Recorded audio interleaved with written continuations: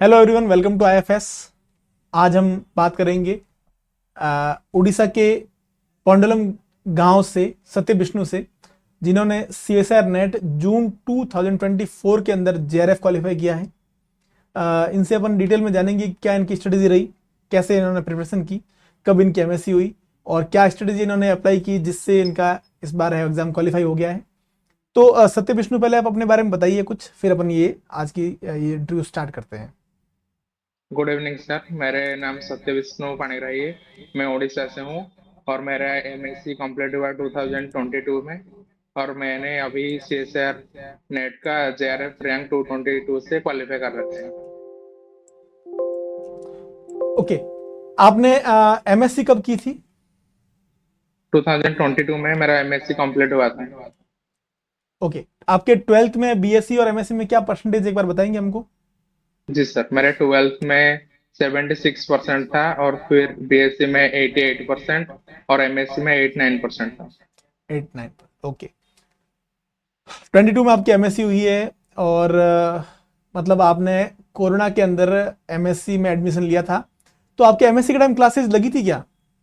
नहीं सर, हमारा जो फर्स्ट सेमेस्टर में थोड़ा क्लास होता था और फिर सेकंड सेमेस्टर में सारे वो जो असाइनमेंट के थ्रू एग्जाम हुआ। फिर थर्ड और फोर्थ सेमेस्टर में कुछ सीखने का मिला। ओके, ठीक है। तो फिर ये फर्स्ट सेमेस्टर का जो सब्जेक्ट कौन कौन से फर्स्ट सेमेस्टर में थे? वो था मैथमेटिकल फिजिक्स और क्लासिकल मैकेनिक्स। फिर कैसे कवर किया इनको? मैथमेटिकल फिजिक्स यूट्यूब में आता हाँ। था, वहां से पढ़ा था।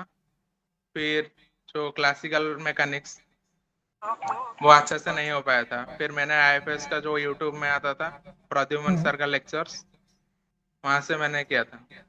आपकी आवाज़ थोड़ी सी कट रही है। ओके, ठीक है। हेलो। हाँ, अब सही आ रही है, अब सही है।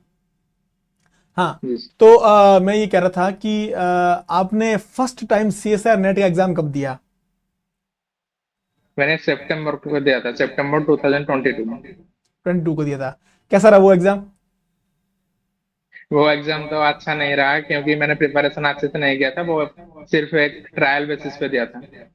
ओके, तो फिर ऐसा ही लगा होगा कि एमएससी कैसे निकल गई मेरी फर्स्ट सेम, या फिर मेरा कुछ समझ में नहीं आ रहा, मैथमेटिक्स किस टाइप से कवर करूं मैं, ना ऐसे कुछ जी मोटिवेट या सर। डिमोटिवेट हुए? वैसे डिबेट। सत्य विष्णु, आपके पेरेंट्स क्या करते हैं? मेरे पेरेंट्स फार्मर्स हैं। तो फिर आपको गाइड करने वाला कौन था कि आपको पहले बीएससी करनी चाहिए, फिर एमएससी करनी है, आपको सीएसआर नेट का एग्जाम देना है? ये सब आपको किसने गाइड किया? मेरे टीचर्स ने गाइड किया था और मेरे बड़े भाई ने। ओके, बड़े भाई क्या करते हैं वो? वो इंजीनियर है।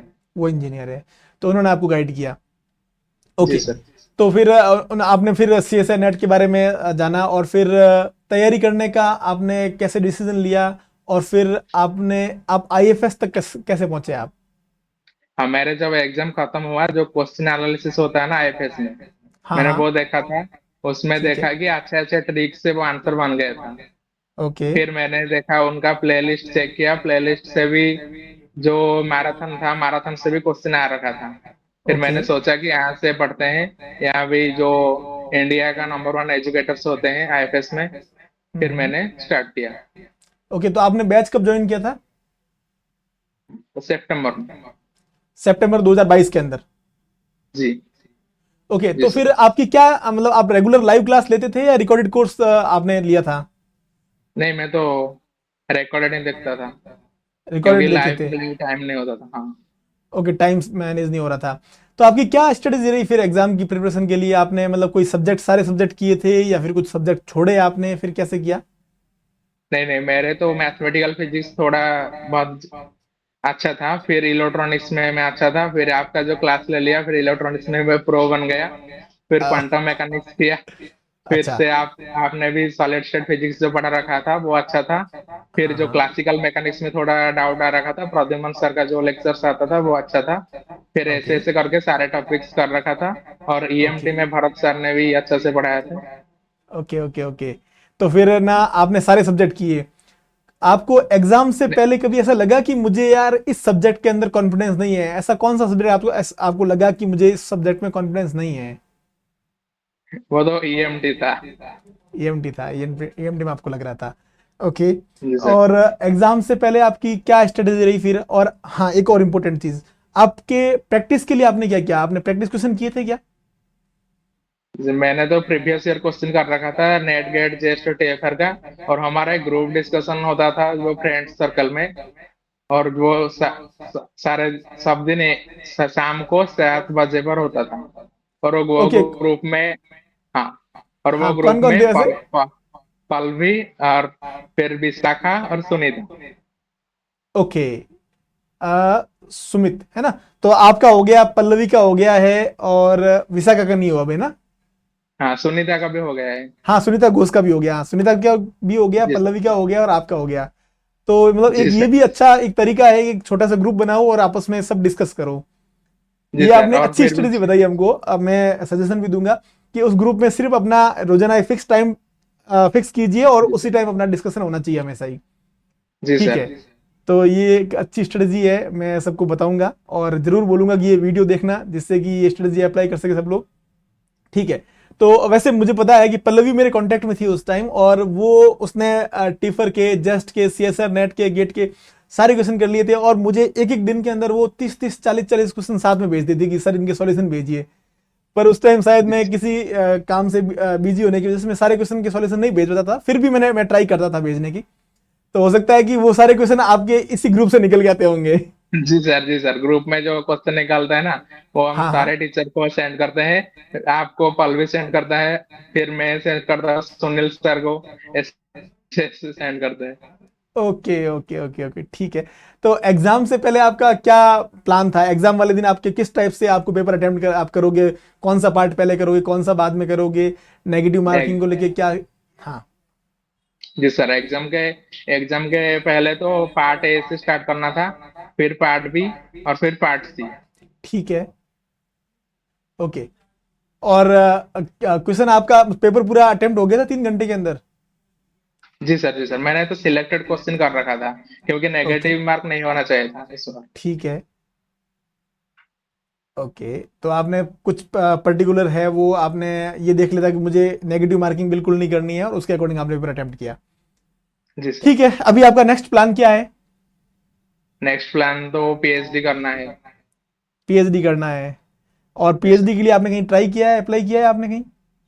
नहीं, अभी तक तो अप्लाई नहीं किया। आज आपका वीडियो देखा था, वो आईआईटी गोवा के अंदर आ रखा है।